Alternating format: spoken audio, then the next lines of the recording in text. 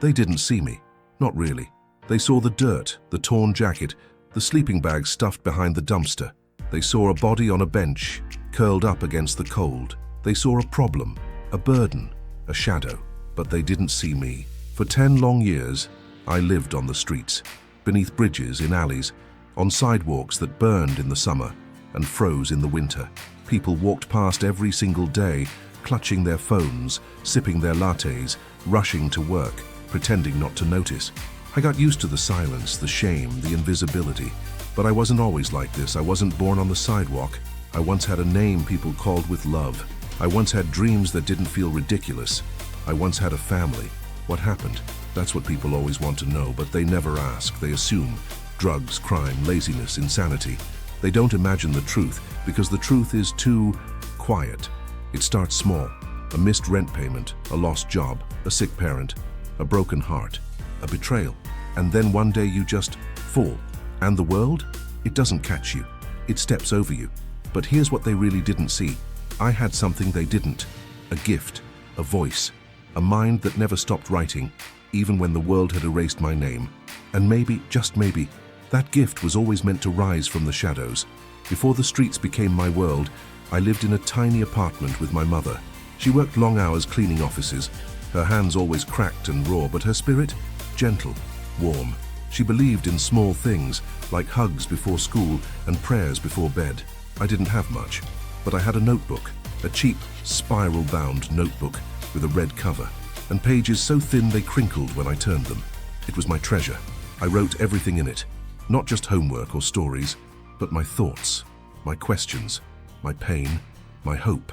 Why do people stop smiling when they grow up? What does love sound like in the dark? If I disappeared, would anyone notice? That notebook was my mirror, my escape, my friend. I filled it page after page, words flowing out like water from a cracked dam. Even when I didn't understand what I was writing, I felt it. Something deep, something bigger than me. My mother saw it too. She'd come home late, exhausted, but always asked, "Wrote anything today, baby?" I'd nod. She'd smile. And I felt seen. Until the night she didn't come home, a car crash, that's all they told me. No warning, no goodbye. They took me to a shelter, then to a foster home. But nothing felt like home anymore. Nothing felt real, except the notebook. But one day, even that was taken from me. The foster father said writing was a waste of time and threw it in the trash. I remember digging through garbage bags in the rain, crying, searching for those pages like they were pieces of my soul.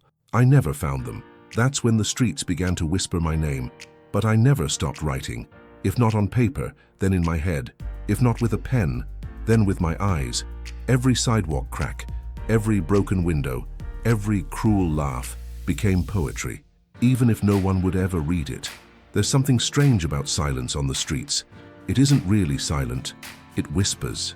It moans with the rustling of trash, the drip of leaking pipes, the distant horns, the soft shuffle of another forgotten soul passing by.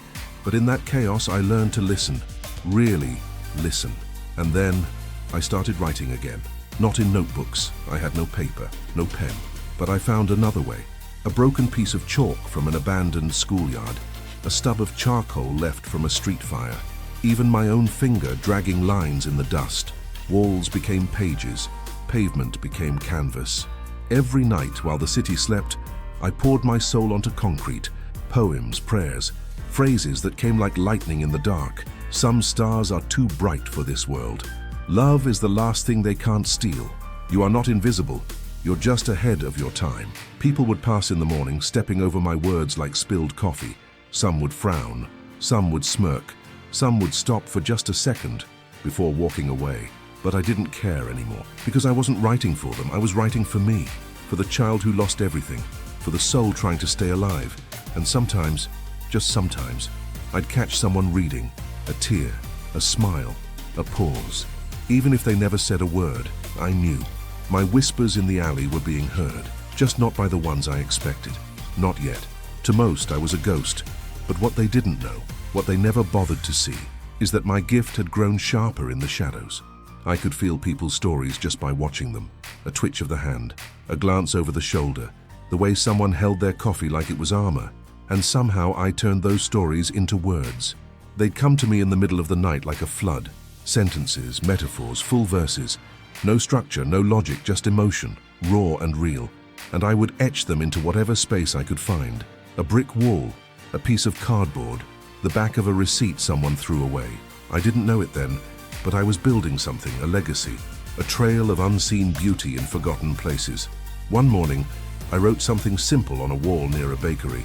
Your worth is not defined by who remembers you. You are worthy just because you exist. I didn't think much of it, just another whisper from the inside. But that day, something strange happened. A woman stopped. She stood there for 5 minutes, reading, staring, breathing. Then she took out her phone and snapped a picture. I didn't move. I was just a bundle of blankets a few feet away. She didn't even know the writer was watching her. That was the first time I realized, maybe this gift wasn't just for me. Maybe it was meant for the world, even if the world wasn't ready to see it yet. Not everyone walked past. Some stopped. They didn't look like angels. No halos, no wings, but they carried something just as rare, kindness without expectation. There was the old man with the guitar. He didn't talk much. Every Friday he'd leave a half sandwich beside my spot. Never said a word. Just played his songs, nodded and walked on. One day I scribbled a line from one of his melodies on the sidewalk. Your song gave the night a heartbeat. The next week, he smiled for the first time. Then there was the teenage girl with the purple beanie. She always took the long way to school, noticed my chalk words. One day, she left a pack of new pastels on top of a pizza box I was using as a pillow. No note, no name, just color. And there was the woman who cried. She saw my words on a bench. The broken are the ones who feel the most. She sat there for hours, eyes red. At one point she whispered, "Thank you." She didn't know the author was sleeping just 10 feet away. Sometimes life sends angels not to rescue you, but to remind you, you're not forgotten. And even in the darkest nights, something divine is watching. Not to erase your pain, but to water your soul. So when you bloom, the world will finally see, you were never just a homeless man, you were a prophet in disguise. It was just another cold evening downtown, the kind where wind cuts through layers and loneliness weighs heavier than the air. I was sitting near the old fountain watching life pass by through fogged-up vision when I heard something, a melody, fragile, trembling, like a memory trying to find its way home. I turned. There she was, a woman, probably in her 70s, standing on the corner, holding a violin that looked just as tired as she did. It was chipped, one string was missing, and yet she played like the world depended on it. People didn't stop, they didn't drop coins, but I couldn't look away. That music, it reached something inside me that hadn't moved in years. She noticed me, she smiled, and when the song ended, she walked over and said something I'll never forget. Don't let them convince you that you're not an instrument. The world needs your sound. Then she did something insane. She handed me the violin. I stuttered, refused, told her I didn't know how to play, that I wasn't a musician, that I was just a guy with a few words and 1,000 regrets. But she insisted, you write music with your soul. It doesn't need strings to be heard. And then she was gone, disappeared into the night. I held that broken violin for hours. It didn't play, but it sang in my hands. That night, I wrote a verse on the concrete beside me. Some gifts don't need to make sound to change a life. They just need to be passed on. It started with a child. A boy no older than 8 stopped in front of a wall where I had written something the night before. I watched from across the street, sitting with my knees tucked to my chest, trying to stay invisible. He stared at the words, "Even forgotten flowers bloom when the sun returns." He read it once, then again, slowly, like tasting something new. His mother called from ahead, "Come on, let's go." But the boy stayed still. Then, without a word, he took out a pencil and notebook from his backpack and wrote the quote down. I didn't move. I didn't dare breathe too loud. He looked around, searching for who had written it, but never saw me. The next day I saw it again, this time in chalk, rewritten by someone else on another wall across town. The same phrase, same handwriting. The boy had copied it, and someone had shared it. Days later, I saw it printed on a flyer at a coffee shop window, then on a photo posted outside a bookstore.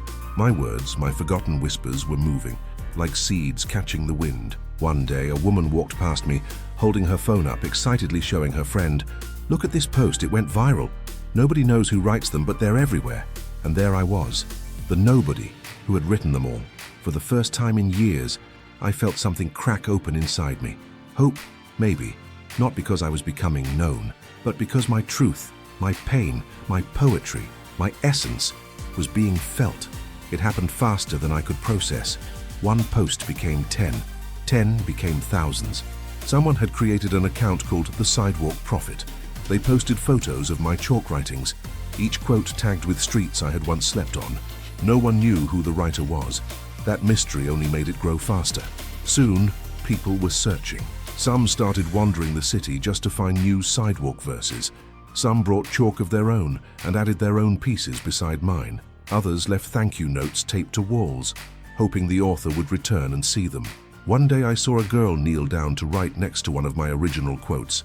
She wrote, "Dear Sidewalk Prophet, you saved my life last week. I was ready to give up. Then I saw your words. Thank you. I wanted to say something. I wanted to scream, it was me, but I didn't. I couldn't. The fear of being seen, of being pulled out into the light, it still held me like a chain around my chest. But the chain was cracking. A reporter from a local magazine started following the trail. He wrote a piece titled, "Who is the Ghostwriter of Grace?"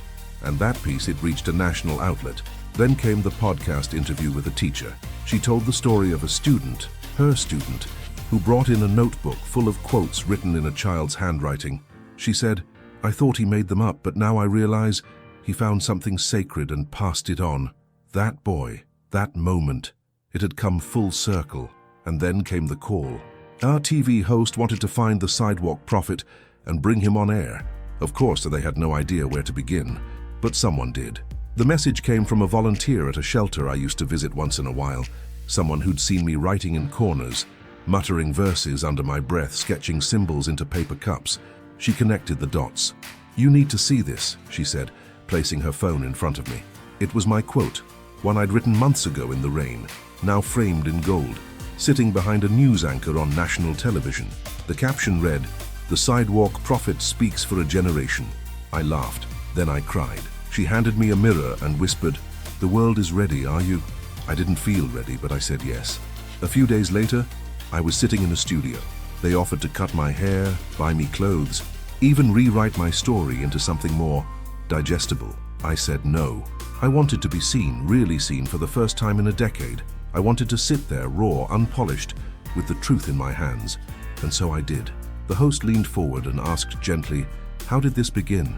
I looked into the camera, into the eyes of millions I'd never met, and I told them the truth. It began with silence, the kind that swallows you whole. But I learned, if you whisper into the silence long enough, sometimes the silence whispers back, and when it does, you write it down. There was a pause. No applause, no cue cards, just tears. Not just mine, but theirs. The broadcast went viral within hours, not because I was famous, but because I was real. I never asked for a spotlight, but sometimes the words we whisper in darkness find their way into the light, dragging us with them. After the interview, things changed fast. Publishers called, podcasters reached out. A theater invited me to speak at an open mic night called Voices That Were Ignored. At first, I said no. I wasn't a performer. I was a man who used to write on concrete with broken chalk. What did I know about microphones or stages? But something pulled me forward. Maybe it was the boy who wrote down my quote. Maybe it was the woman who cried on the bench. Maybe it was that old violin that still sat beside my bed, reminding me that broken things still sing. So I said yes. And that night, my first time on a real stage, I stood there, shaking, not from fear, but from the sheer weight of being seen. I looked at the crowd, people of all ages. Some had my quotes on t-shirts, others held notebooks. A few just looked like they needed to feel something. I took a breath and began. They told me I was nothing, but the cracks in the sidewalk carried my voice anyway. They told me I was invisible, but words don't need eyes to be felt. They told me to disappear, but I bloomed in silence. And now, I speak not just for me, but for every voice this world tried to erase. The crowd stood, not for applause, but in unity. Since that night, I've spoken on hundreds of stages, published books, helped build programs for homeless artists, walked the same alleys, this time not with a sleeping bag, but with a piece of chalk and a pen in my hand. But I never forgot where it started. Every so often I return to that same wall near the bakery, and I write something new. You don't need a roof to have a purpose. You just need a voice and the courage to use it. Because the truth is simple. I lived on the streets for 10 years, but I had a gift no one saw, and now the world finally sees.